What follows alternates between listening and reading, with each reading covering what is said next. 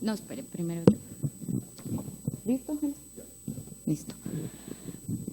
Les damos la bienvenida nuevamente a nuestro espacio Consejo de Estado en Línea de cara al país, que tiene como propósito acercar nuestra Administración de Justicia a la ciudadanía con temas relevantes y de interés jurídico para nuestra comunidad académica y jurídica. Saludamos a todas las personas y despachos judiciales que se encuentran en este momento conectados y están recibiendo la transmisión de este espacio. Igualmente, agradecemos a todas las universidades, estudiantes y profesionales que en este momento nos acompañan vía Ustream, por medio de nuestra página web o a quienes nos siguen vía Twitter. Y especialmente queremos saludar a los estudiantes de Derecho de la Universidad Los Libertadores que nos acompañan en este momento, junto con el decano de la facultad, doctor John Jairo Morales Alzate, y el docente, doctor José Gerardo Candamil. Los invitamos a que nos hagan llegar sus preguntas sobre el tema a través de Twitter o al correo conferencias@consejoestado.ramajudicial.gov.co, a través de Twitter con el hashtag #Consejo en línea. Hoy en nuestra videoconferencia se desarrollará el tema Algunas vicisitudes del proceso contencioso administrativo ordinario a cargo del magistrado auxiliar de la sección primera del Consejo de Estado, doctor Juan Camilo Morales Trujillo. Hace la presentación de nuestro espacio y de nuestro expositor, el doctor Roberto Cerrato. Muchas gracias y adelante, doctor Cerrato. Muchas gracias, buenos días a todas las personas que nos siguen a través de esta página web del Consejo de Estado. Gracias a la transmisión streaming que se hace de este espacio a través de Twitter, así como a quienes hicieron sus respectivos arreglos para acompañarnos en este auditorio. Gracias igualmente a los estudiantes de la Facultad de Derecho de la Universidad Los Libertadores, en cabeza de su decano, doctor John Jairo Morales Alzate, y a los docentes de la institución, pues permitieron y permitirán enriquecer esta charla. Hoy cumplimos nuevamente la cita para presentar este espacio, Consejo de Estado en línea de cara al país, el cual tiene un propósito formativo importante, dar a conocer las distintas tesis jurídicas y los principales análisis que realizan personas de gran altura intelectual que elaboran para la Administración de Justicia. Los temas abordados en nuestras videoconferencias han sido escogidos rigurosamente con el fin de convertirse en importantes aportes jurídicos y sociales para los colombianos. Sin embargo, es importante recordar que las posiciones son personales de los expositores y no comprometen el punto de vista de la corporación. Hoy le damos la bienvenida al doctor Juan Camilo Morales Trujillo, quien actualmente se desempeña como magistrado auxiliar en el despacho del doctor Guillermo Vargas Ayala, magistrado de la sección primera de la corporación, y quien abordará el tema Algunas vicisitudes del proceso contencioso administrativo ordinario. El doctor Morales Trujillo es abogado de la Universidad Externado de Colombia, especialista en Derecho Administrativo, magíster en Derecho, con énfasis en responsabilidad civil, contractual y extracontractual de la misma universidad. Además de su ejercicio profesional en el Consejo de Estado, es catedrático de las universidades Sergio Arboleda, Universidad del Cenú, Pontificia Javeriana, calidades y cualidades estas que nos permitirán augurar una excelente exposición académica. Bienvenido, doctor Morales, y lo escuchamos con la mayor atención.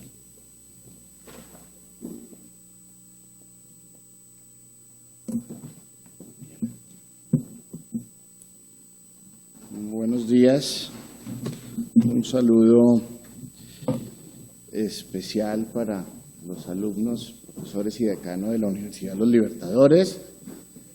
Veo también a los alumnos de la Universidad del Cenú, para los colegas que están acá presentes, y para todos quienes nos ven por la página del Consejo de Estado. Un agradecimiento especial a la presidencia de la corporación por brindarnos este espacio, que sin duda nos hace sentir orgullosos de pertenecer a esta corporación porque nos permite sentirnos más íntimos con todos los actores, con los estudiantes, los jueces, los magistrados, los litigantes, absolutamente con todos quienes tienen que ver de una u otra manera con el derecho administrativo.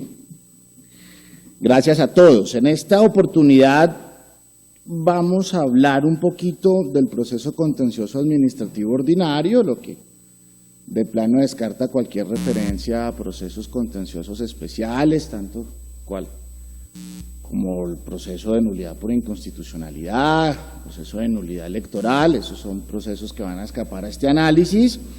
Y si bien ha sido presentado como vicisitudes o algunas vicisitudes del proceso contencioso administrativo ordinario, pues valga la pena señalar, para limitar un poquito más el objeto de esta intervención, que me voy a referir principalmente a la estructura del proceso, cómo está estructurado, y a partir de ahí, digamos, hacia qué discusiones se han generado en torno a algunas fases del proceso, algunas etapas de ese proceso, también advirtiendo de una vez que algunos asuntos, algunos tópicos que han generado discusión respecto al proceso contencioso administrativo ordinario no van a ser tratadas, porque ellas, por su complejidad, necesitarían de este espacio, pues, para ser resueltas. Entonces, solo me voy a referir a algunas, y además, porque valga la pena decirlo, creo que es posible que no haya advertido todas las controversias que se generen. Hay algunas que de pronto escapen a mi conocimiento.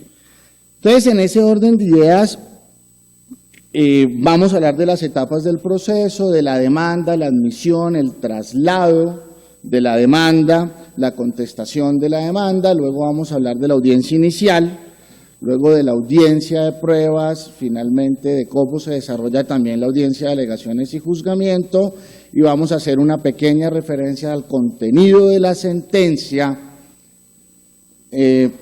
y a lo que tiene que ver también con las costas, con la condena en costas, que se ha dicho que en este nuevo proceso entonces el juez tiene que pronunciarse sí o sí sobre ellas. En ese orden de ideas, entonces, miremos cuáles son las etapas de este proceso contencioso administrativo. El artículo 179 del Código establece que el proceso tiene 3 etapas. Una primera etapa que está conformada o que se integra desde la demanda hasta la finalización de la audiencia inicial. La segunda etapa, que va desde la finalización de la primera etapa hasta la culminación de la audiencia de pruebas, y la tercera, que va desde la terminación de la audiencia de pruebas hasta la notificación de la sentencia. Miremos entonces la primera fase, es decir, la primera etapa y una de las fases de la primera etapa, y empecemos a hablar por la demanda, la admisión, el rechazo, la reforma, el traslado y la contestación de la demanda.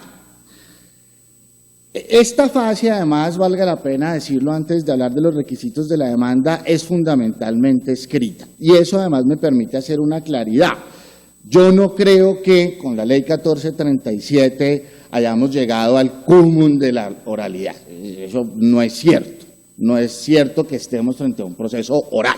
Estamos frente a un proceso mixto, caracterizado por unas etapas que en mayor o menor medida van a ser orales o escriturales, pero no estamos en la oralidad 100%. Es más, los estudios que yo he intentado hacer de derecho comparado me muestran que no existe en el mundo un proceso que pueda denominarse 100% oral. Es decir, lo que hay son mayores o menores actuaciones orales o escritas. Y esta primera fase de la demanda es netamente escrita.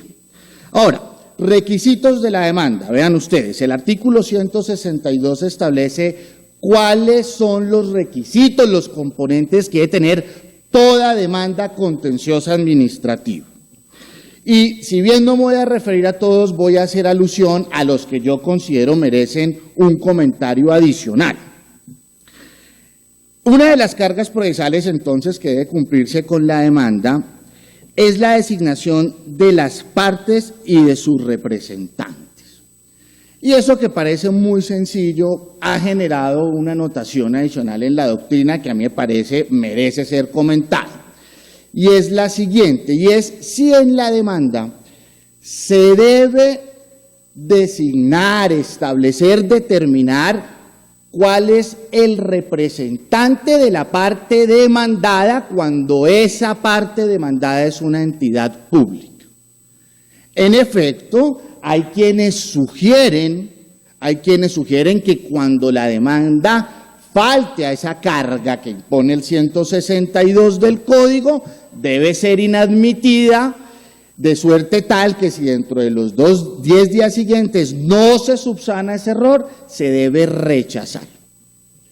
Bien, hay una posición que aboga porque eso no ocurra a pesar de ser un requisito de la demanda. Esa posición parte de un hecho cierto, de una circunstancia cierta, y es que el artículo 159 del Código establece la capacidad y representación de las entidades públicas. Vean ustedes que en ese artículo se establece que la entidad, órgano u organismo estatal estará representada para efectos judiciales por el ministerio, el director del departamento administrativo correspondiente, por el superintendente, por el registrador nacional, etcétera, por el presidente del Senado, por el director ejecutivo de la rama judicial, por el fiscal general, en cuanto a entidades territoriales, por el alcalde, el gobernador, por órganos de control del orden territorial, también por el personero, por el contralor, etcétera. Ahí hay un listado detallado de la representación de las entidades públicas. En ese orden de ideas, la tesis que se sugiere es la siguiente. Si la norma establece claramente cómo está representado, quién va a representar a la entidad demandada, no resultaría acertado que se inadmita la demanda y menos aún que se rechace cuando en ella no se indique quién es el representante de la entidad demandada, siempre que ésta sea pública, toda vez que el juez lo puede constatar acudiendo al 156 del Código. Esa es una posición, entonces, que me parece debe ponerse de presentes y mi opinión personal es que es válida. Es válida, entre otras cosas, porque, y voy a ser redundante en ese argumento, a mí me parece que estas cargas procesales deben tener un análisis dúctil, si me permiten el término. Es decir, se trata del acceso a la administración de justicia. Me parece que si bien hay una línea media, incluso peligrosa, entre hacer dúctil las cargas procesales, ¿sí?, y absolver totalmente de cargas procesales a las partes, me parece que hay que encontrar ese punto medio, es el ejercicio de un derecho fundamental. Y esa interpretación es amable, entonces en ese orden de ideas a mí particularmente me gusta. Bien, otro de los requisitos de la demanda sobre el cual me parece importante hacer un comentario. Señala el 162 que en la demanda se debe expresar con precisión y claridad lo que se pretenda. Y esto es importante, también parece de perogrullo, pero me parece, y vemos acá en el cotidiano trasegar de nuestra labor, demandas donde las pretensiones no son claras. Entonces el llamado es a que la demanda se exponga de manera clara qué es lo que quieren. ¿Cuál es la declaración que pretenden del juez? Eso además permite desarrollar el proceso de manera tal que se cumplan con los objetivos del mismo. Permite además a la parte demandada establecer una buena demanda y al juez le permite también una debida fijación del litigio, la declaración o decreto de unas pruebas pertinentes, conducentes, es decir, que la precisión, la claridad en la pretensión en gran medida le va a usted garantizar el éxito del proceso. Y insisto, entonces, es importante hacer hincapié en ello porque observo incluso ya en procesos que están para fallo que no se tiene claridad sobre qué es lo que está pidiendo la parte actora. ¿Bien? El tercero de los requisitos está relacionado con los hechos y omisiones que sirven de fundamento a las pretensiones. La norma dice debidamente determinados, clasificados y numerados.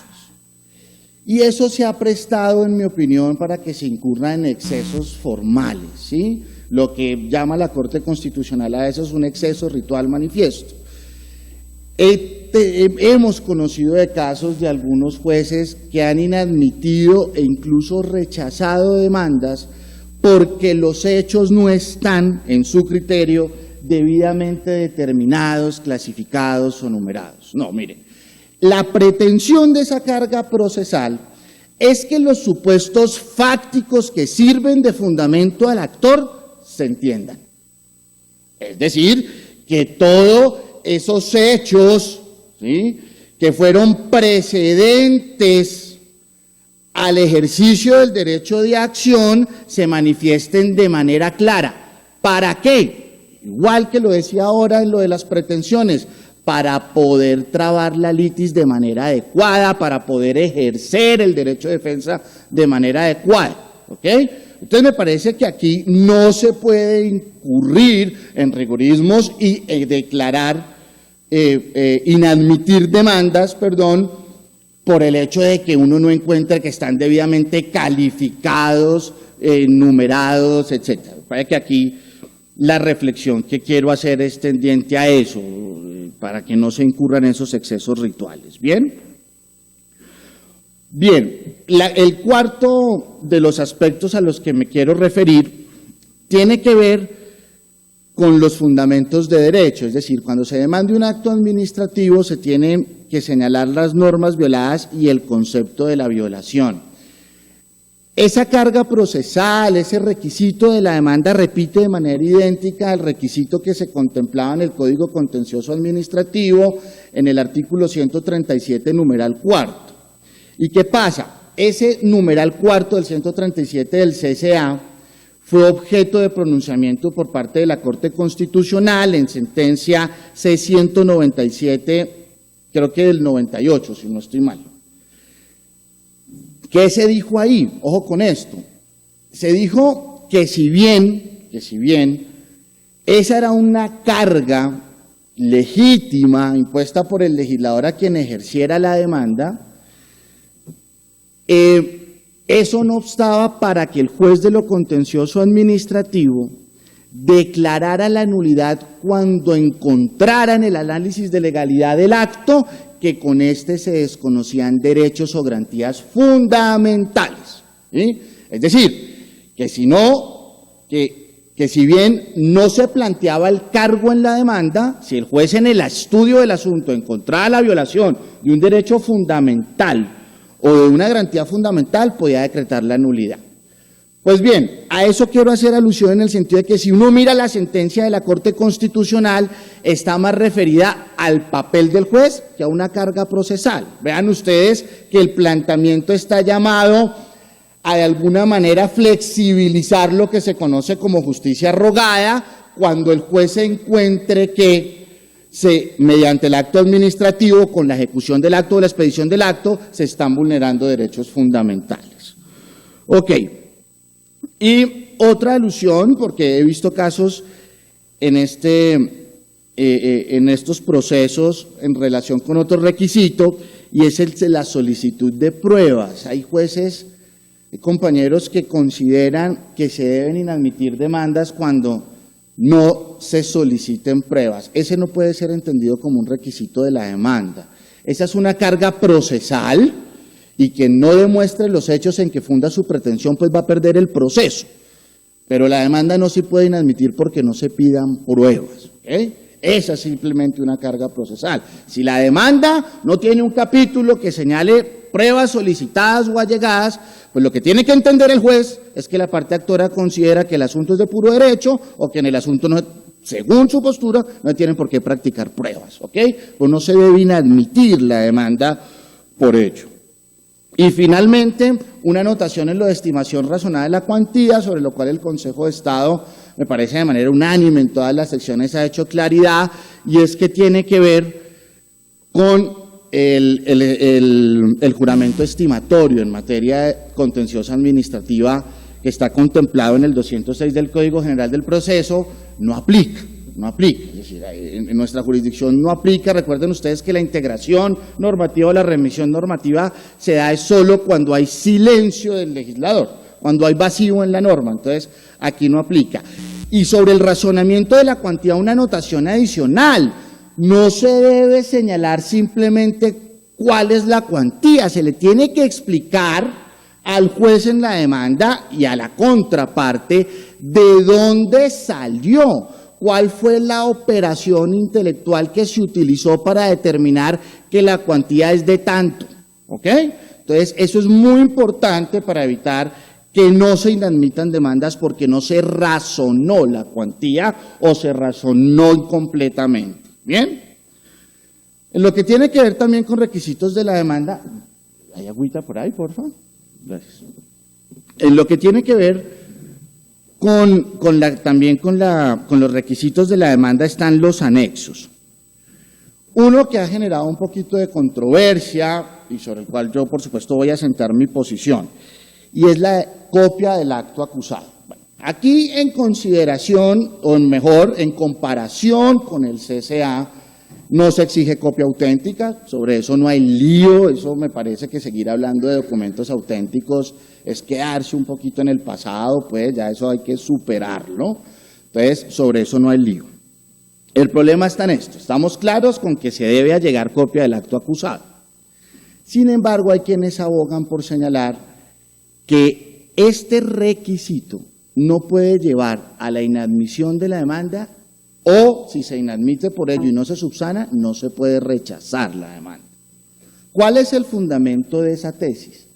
El fundamento de esa tesis descansa en que el parágrafo primero del artículo 175 del Código establece como un deber de la entidad demandada allegar con la contestación de la demanda los antecedentes administrativos. Entonces, gracias. Entonces la lógica es esta, vean ustedes, la lógica es como los antecedentes administrativos van a llegar al proceso y ahí está copia del acto administrativo y está además las constancias de notificación o de publicidad correspondientes del acto, pues entonces no hay lugar a inadmitir la demanda. Aún más, se han atrevido a decir, cosa con la que me muestro totalmente en desacuerdo, que es que el juez como director del proceso además tiene que quitar del camino del proceso los vicios, como si el cumplimiento de una carga procesal como estas fuera un vicio. Eso no es un vicio del proceso. Las cargas procesales no son vicios del proceso.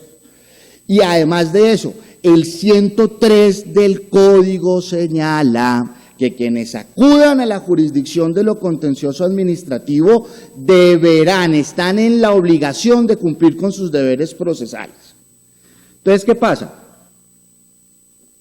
Aunado a lo que dice el 103, y a que las cargas procesales no son vicios que el juez debe estar saneando, ¿ok?, está la consideración práctica de por qué es necesario que se allegue la copia del acto administrativo con sus constancias de ejecución con la demanda. Primero, porque sólo así se permite, por ejemplo, establecer si ha ocurrido o no la caducidad para efectos de admitir o rechazar la demanda según sea el caso. Segundo, porque si no se tiene el acto administrativo, no se puede ver si se cumple con el requisito del 163 del Código, que es la individualización del acto administrativo. Tercero, porque usted no puede verificar como juez si se cumple con otro requisito de la demanda, que son los cargos de la demanda, si no tiene el acto. ¿Ok? Entonces, es decir, el acto es necesario, esa es la conclusión a la que yo llego, para poder pronunciarse sobre la admisión de la demanda. Tanto así que la norma establece que cuando no se tenga copia, o porque la entidad no ha querido entregársela al actor, éste lo debe manifestar así en la demanda para que el juez, antes de pronunciarse sobre la admisión, la solicite. Y eso precisamente, esa regla está establecida precisamente para que el juez tenga el acto antes de pronunciarse sobre la admisión o no de la demanda. ¿Ok? Entonces yo sí me muestro pues en desacuerdo con esa tesis y máxime cuando está sustentada en que la carga procesal es un vicio que el juez debe sanear, pues a mí me parece que esa argumentación no es válida. Bien.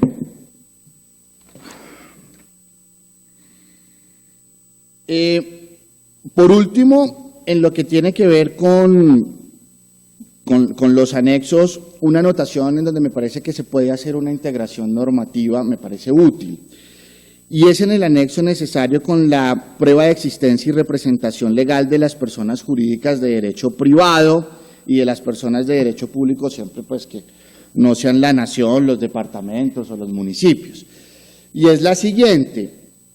El artículo 85, del Código General del Proceso señala que la prueba de la existencia y la representación legal solo podrá exigirse cuando esa información no conste en las bases de datos de las entidades públicas y privadas que tengan a su cargo el deber de certificarla. Apunta la norma a que cuando esa información sea pública, porque está en las bases de datos públicas, no se exija el certificado. A mí me parece que haciendo una integración normativa entre ese requisito que se exige y lo contemplado en el 85 del Código General del Proceso, se puede excluir como anexo necesario de la demanda el certificado de existencia y representación legal en esos casos que señala el artículo 85 del Código General del Proceso. Esto entonces en lo que tiene que ver con los requisitos de la demanda y con los anexos necesarios de la demanda. ¿Estamos? Bien. Ahora voy a hacer referencia a lo que tiene que ver con el traslado de la demanda. Miren.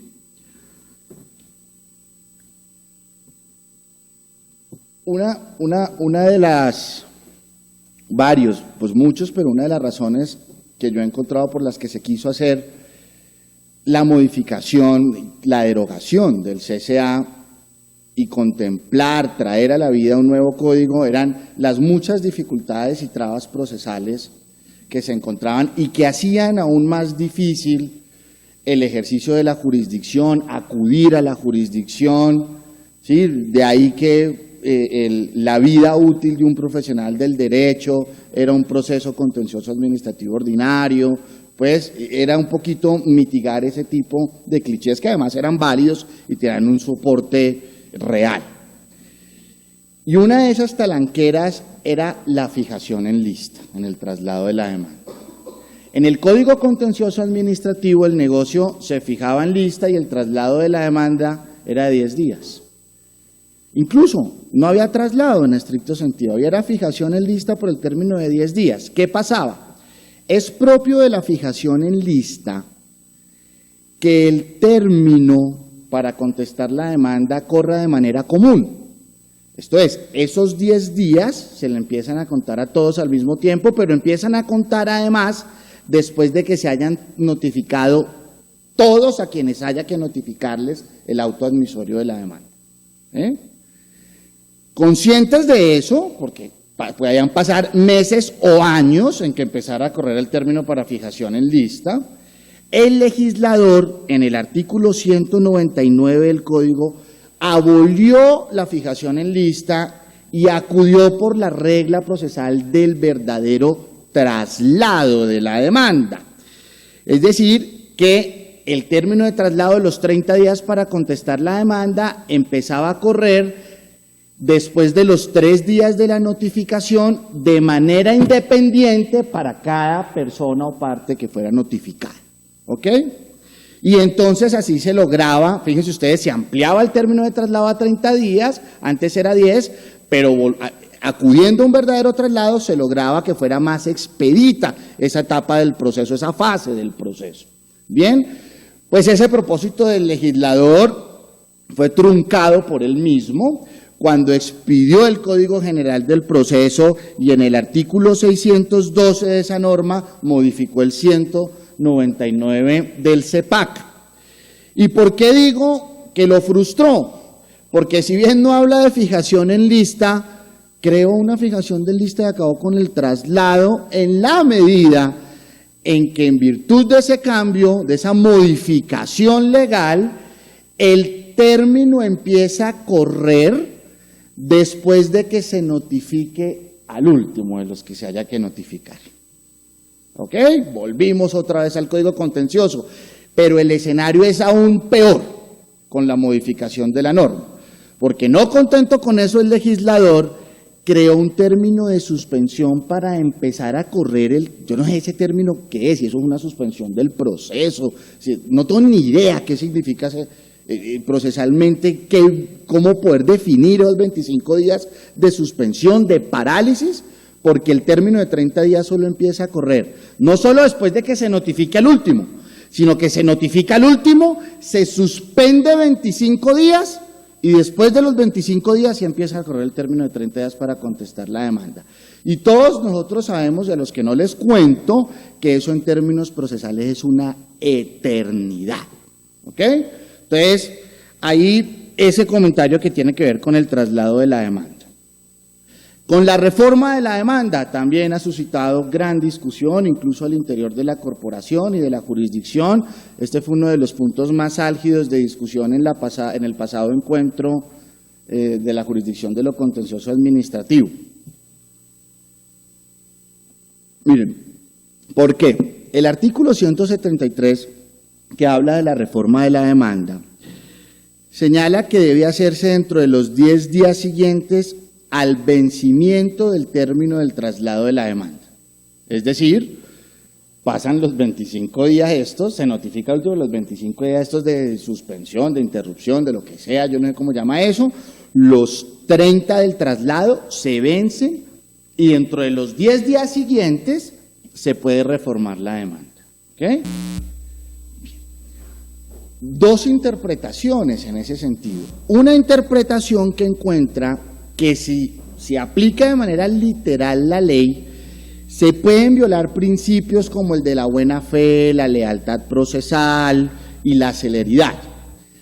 Quienes así lo señalan sostienen que no es leal procesalmente que quien reforme la demanda conozca la contestación, ¿sí? Es decir, usted conoció la contestación y entonces va a hacer la reforma de la demanda en relación con la contestación.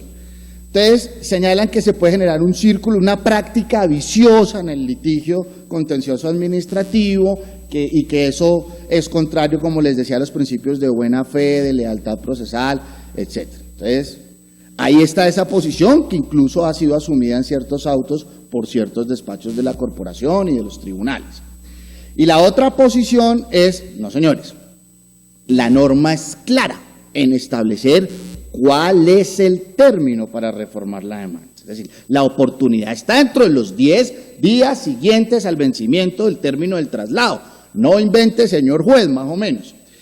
Y acuden entonces a que así, por ejemplo, quedó consagrado en el Código General del Proceso. Acuden a esa tesis.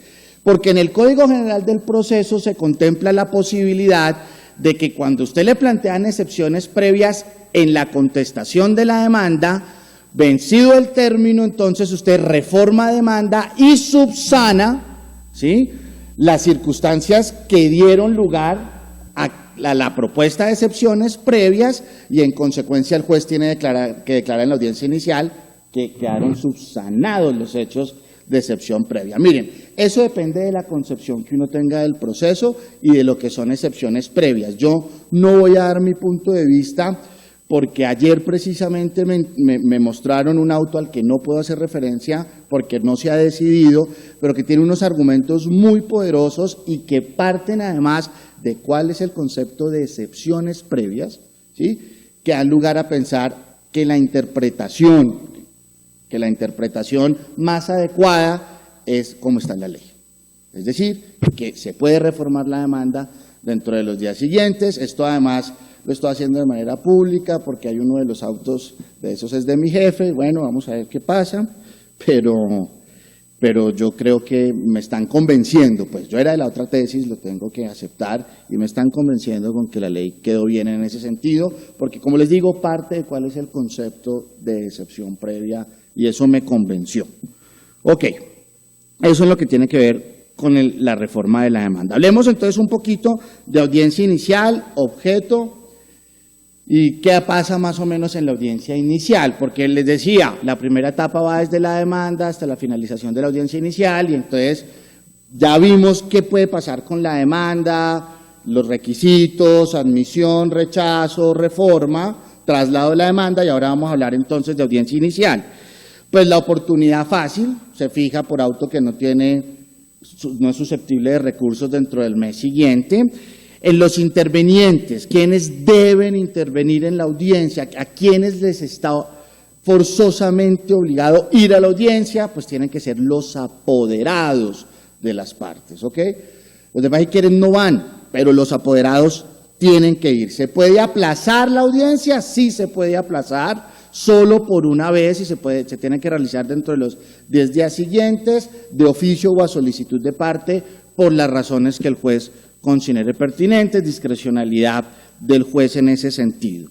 Si no se acude a la audiencia por parte de quienes están obligados a ir, que como les decía son los apoderados, la consecuencia es que se impone una sanción que va hasta los 2 salarios mínimos legales mensuales vigentes, de los cuales se puede exonerar la parte o el apoderado que no asista, presentando una excusa donde demuestre caso fortuito, fuerza mayor para no poder asistir a la audiencia. ¿Ha costado de tiempo? ¿Bien? Listo. ¿Cuánto? Listo. Bien. Eso es lo que tiene que ver entonces con la consecuencia. Los 3 días siguientes, vale. Hayan habido unas discusiones y es que si en la misma audiencia se puede imponer la sanción. ¿Sí? Hay unos que consideran que no. A mí me parece que sí, yo no veo dificultad para que en la audiencia se pueda imponer la sanción. Han interpuesto incluso algunos apoderados a acción de tutela. Sí, porque vean ustedes que el debido proceso está bien ahí, sin ningún lío, porque usted dentro de los 3 días puede presentar sin ningún problema la excusa correspondiente. Yo a eso la verdad no le voy a gastar tiempito, me parece que es sencillito. Bien. Saneamiento es uno de los objetos de esta audiencia, el juez debe hacerlo, debe llegar y sanear el proceso hasta este momento y según el 207 del Código, al finalizar la audiencia y cualquier actuación igual. Decisión de excepciones previas, les decía, ojo, hay quienes dicen, y yo estoy de acuerdo, y esto tiene que ver con lo que hablaba ahora del traslado de la demanda y esa discusión, y lo dice, por ejemplo, un gran procesalista como Hernán Fabio López, que técnicamente no se puede hablar de excepciones previas. ¿Y por qué? Porque las excepciones previas son medidas de saneamiento del proceso, ¿sí? Así tal y como están contempladas. Y una excepción en estricto sentido, lo que es una oposición a la pretensión o a las pretensiones. Entonces, como estas llamadas excepciones previas no están dirigidas a oponerse a las pretensiones, ¿sí?, sino a sanear el proceso, a evitar que el proceso continúe estando viciado, entonces en consecuencia no se pueden llamar excepciones.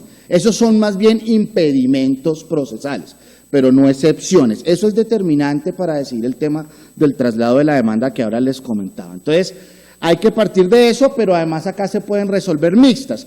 Que las mixtas sí son excepciones, pero lo que pasa es que el legislador ha querido darles un trámite más ágil para que el juez se pronuncie sobre ellas, ¿ok?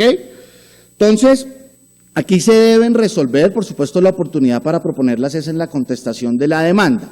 ¿Cuál es la discusión acá? La discusión acá tiene que ver con si esa decisión de las excepciones previas la debe adoptar la sala o el ponente. ¿Y por qué está la discusión? Porque el artículo 180 que regula todo lo concerniente a la audiencia inicial señala que el juez o magistrado o ponente decidirá de oficio o a solicitud de parte las excepciones previas o mixtas, y dice cuáles. Pero si uno va al 125 del Código, señala que será de la sala las decisiones que, por ejemplo, entre otras, la que ponga fin al proceso. Entonces, ¿qué pasa? Dicen, ojo, hay una antinomia aparente, sí la hay una norma que dice que el juez o magistrado ponente, pero a su vez el 125 que dice qué decisiones son de sala de ponente, dice que si se pone fin al proceso, la decisión debe ser adoptada por la sala, a menos que sea en única instancia. Entonces, Eso ha presentado algunas dificultades en la medida en que hay tribunales que han resuelto las excepciones y declarado probadas las excepciones y en consecuencia terminado el proceso a través, por decisión de ponente, en virtud del 180.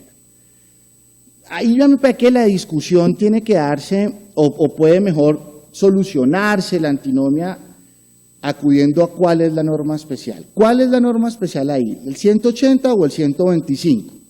Esa es una discusión que se tiene que dar, que no se ha dado.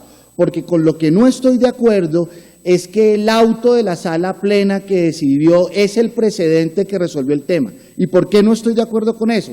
Es un auto de componencia del doctor Gil. Ahorita les doy la referencia si quieren. Pero ¿por qué no estoy de acuerdo con eso? Porque cuando uno lee ese auto de la sala plena, encuentra que la referencia a eso es obiter dicto. Y entonces a mí me parece que ahí no se definió ese punto, ¿sí? Entonces está en discusión. Ahora, en lo que sí tengo una posición absolutamente clara y decidida, es que si la decisión la adoptó el magistrado ponente y se piensa que es de sala, eso no es nulidad. Eso no es nulidad. Para mí eso no encuadra en ninguna de las causales de nulidad del artículo 133 del Código General del Proceso al que se debe acudir por remisión expresa del CEPACA. Y es más, el parágrafo de ese artículo 133 dice que si el vicio no se encuentra dentro de las causales arriba señaladas, se entenderá saneado si las partes no lo ponen de presente o no acuden a los instrumentos procesales correspondientes. En consecuencia, lo que sí me parece que debe quedar absolutamente claro es que el hecho de que un auto de esos que pone fin al proceso lo profiera el magistrado ponente y no la sala, no genera vicio de nulidad, a mi parecer, por lo que acabo de señalar, y de hacerlo si las partes no lo han alegado, quedó subsanado cuando llegó acá a segunda instancia. ¿Bien? Ok, eso es lo que tiene que ver con lo demás. Bueno, la posibilidad de conciliación también debe hacerse en audiencia. No se extrañen cuando el juez no lo hace. Es obvio que en ciertos asuntos el juez no lo hace porque en la preparación de la audiencia se da cuenta que el asunto no es conciliable, entonces no los puede invitar a conciliar. ¿Ok? Medidas cautelares se pueden decidir también ahí, y el decreto de las prácticas de las pruebas, se sanea la audiencia y se fija fecha y hora para realizar la audiencia de pruebas y empezar la segunda etapa del proceso contencioso administrativo ordinario. Bien, debe hacerse entonces dentro de los 40 días siguientes y se fija fecha para la audiencia de pruebas. Una anotación acá. Esta audiencia de pruebas no siempre es necesaria y esta ha sido una de las joyas de la corona del nuevo proceso. ¿Por qué? Porque el 179 del CEPACA establece que se puede prescindir de la audiencia de pruebas en los asuntos de puro derecho o cuando no sea necesario practicar pruebas. ¿Ok? Entonces, si no es necesario practicar pruebas o si el asunto es de puro derecho, usted, señor juez, no cite audiencia de pruebas porque es innecesaria. Y en la audiencia inicial, corra traslado para alegar de conclusión y dicte sentencia. Y eso sin duda sí puede ser la joya de la corona en términos de eficacia del proceso, toda vez que en la jurisdicción de lo contencioso administrativo existen muchísimos asuntos que son de puro derecho, ¿sí? Que son netamente discusión de legalidad de un acto y que la discusión está por tesis jurídicas de interpretación de la ley o de la Constitución que no ameritan la práctica de pruebas. En ese orden de ideas a mí me parece muy importante y creo que estadísticamente, sobre todo en lo que tiene que ver con los tribunales, se ha podido comprobar que esta medida ha permitido que los procesos contenciosos administrativos reduzcan su tiempo de duración considerablemente. ¿Ok? Bien. Ahora bien, si se realiza la audiencia de pruebas, no tiene ningún lío, se instala en la fecha y hora señaladas. Solo una anotación con la audiencia de pruebas. Hay una tendencia a señalar que cuando la prueba sea documental, es decir, se decreta la prueba de la audiencia inicial, pero es una prueba documental, no se realiza la audiencia de pruebas. ¿Sí? Es decir, se decreta el documento, se allega al proceso, como si estuviéramos en CCA, como se hacía en CCA, y se acabó, no hay que hacer audiencia de pruebas. Yo no comparto esa posición. A mí me parece que la forma de introducir la prueba al proceso es a través de la audiencia, y ahí se tienen que hacer los traslados, y se tienen que hacer las correspondientes contradicciones de la prueba para que sea plena prueba, pues es ahí en la audiencia de pruebas. Entonces no estoy de acuerdo con que porque la prueba sea documental, no se debe hacer la audiencia de pruebas. Es más, lo acabamos de decir, la única condición o requisito para que no se celebre la audiencia es que sea el asunto de puro derecho o que no se van a practicar pruebas, pero no que la prueba sea documental, eso no lo dice la ley, ¿sí? Entonces, en ese orden de ideas, un llamado de atención en eso. Bien, se termina la audiencia de pruebas y pueden pasar dos cosas. El juez o el magistrado, si considera necesario, fija fecha y hora para hacer audiencia de alegaciones y juzgamiento y entrar a la tercera etapa del proceso, o si considera que no es necesario, corre traslado a las partes de una vez para que aleguen de conclusión dentro de los 10 días siguientes, luego de los cuales deberá dictar sentencia por escrito dentro de los 20 días siguientes. Vean ustedes, se pasa de oralidad, de una audiencia oral, a escritural. ¿Bien? Eso es discrecional del juez, si hace o no la audiencia de alegaciones y juzgamiento. Ahora, ¿qué está pasando y a qué han acudido varias secciones del Consejo de Estado? Cuando llegan a esa etapa, en la audiencia inicial, en los asuntos de puro derecho, o donde no hay necesidad de practicar pruebas, a veces no dictan sentencia, por ejemplo, porque no tienen el quórum requerido para ello, y entonces pasan a esta parte, o a esta etapa, o a esta fase mejor del proceso, corren traslado para alegar y dictan sentencia después, ¿ok? Entonces, para que sepan, esa es una práctica a la que se ha acudido el Consejo de Estado, es decir, se ha integrado el 179 con el 181.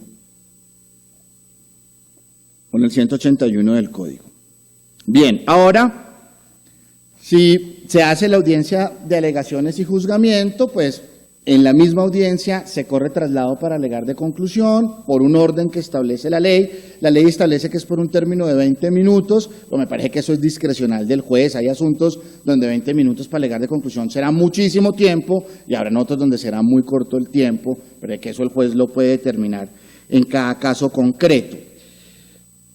Y ahí lo que hace el juez entonces luego de escucharlos es anunciar el sentido del fallo. Anunciar el sentido del fallo. Yo entiendo que los tribunales estén dictando el fallo y entonces es el tema de la política de cero papel y pues si ya tenemos todos los elementos de una vez oralmente dictémoslo.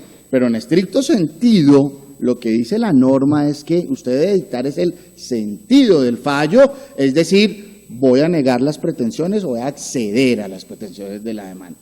O si considera que no tiene elementos todavía necesarios para dictar, para decir cuál es el sentido del fallo, pues les dice, explica por qué no puede dar el sentido del fallo y en consecuencia profiere sentencia dentro de los 20 días siguientes. Dos cositas acá para terminar en esto. Se dicta sentencia y dos llamados, también dos reflexiones que me parecen importantes. El contenido de la sentencia del 187. Muy importante en el contenido de la sentencia del 187, vean esto, brevedad y precisión.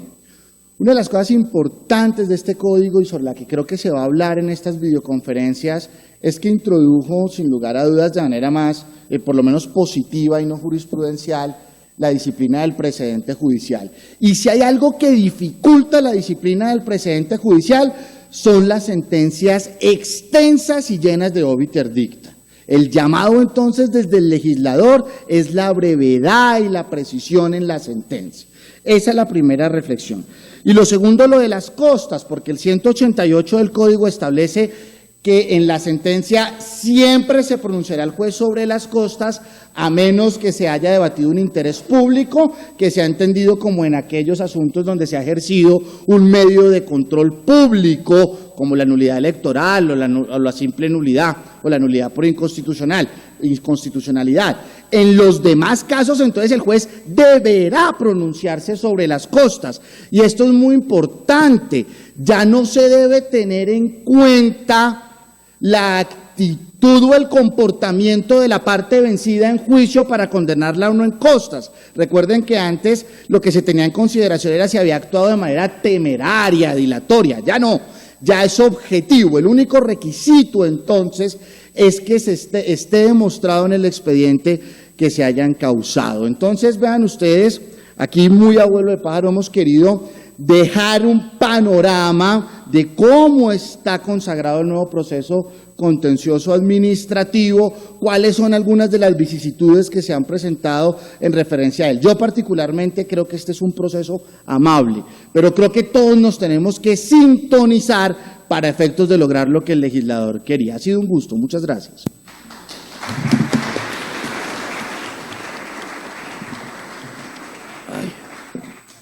Doctor Juan Camilo, muchas gracias por su excelente exposición. Nos llega una pregunta desde nuestra cuenta de Twitter.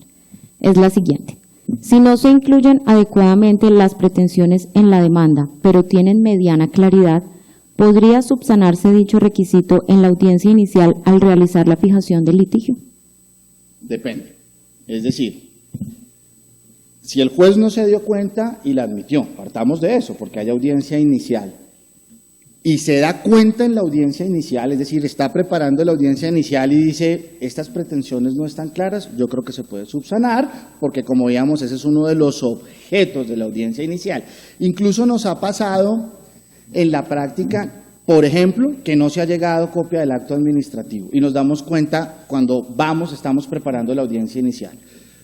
Pues lo que ha hecho el juez es que como director del proceso y en virtud de que también es una carga de él vigilar que la demanda cumpla con sus requisitos para admitirla, buscar el acto administrativo, arrimarlo al expediente y en consecuencia en el momento del saneamiento lo ha hecho. Así que yo creo que es perfectamente posible. Muchas gracias. Llega otra pregunta desde el auditorio. El artículo 180, numeral 6 del CEPACA indica que el juez de oficio o a petición de parte resolverá las excepciones previas y mixtas. Si el juez lo hace de oficio, como se le ordena la norma, sin que se le hayan propuesto en la contestación, ¿tendría la parte legitimación para apelar o suplicar la decisión del juez? Otra vez la última parte, por favor. Claro, con gusto. Si el juez resuelve las excepciones previas o mixtas de oficio, como se le ordena la norma, sin que se hayan propuesto en la contestación, ¿tendría la parte legitimación para apelar o suplicar la decisión del juez? Sí, claro, claro que sí. Es decir, fíjese usted que la norma señala que contra la decisión de las excepciones, la decisión procede recurso de apelación o súplica según el caso. No importa si la excepción fue propuesta por una parte o fue declarada de oficio, sí tiene legitimación. Gracias. Muchísimas gracias a todos por su amable asistencia. Gracias, doctor Juan Camilo, nuevamente. Gracias a ustedes, señores estudiantes y personas presentes en el auditorio. Gracias a todo el público en general que nos acompañó a través de nuestra transmisión, a través de nuestra página web. Nos encontramos nuevamente para nuestra próxima conferencia el día 12 de mayo, cuando abordaremos el tema el procedimiento administrativo sancionatorio en la Ley 1437 de 2011, a cargo del doctor Juan Manuel Laverde Álvarez. Los esperamos. Mil gracias y buen día. Gracias.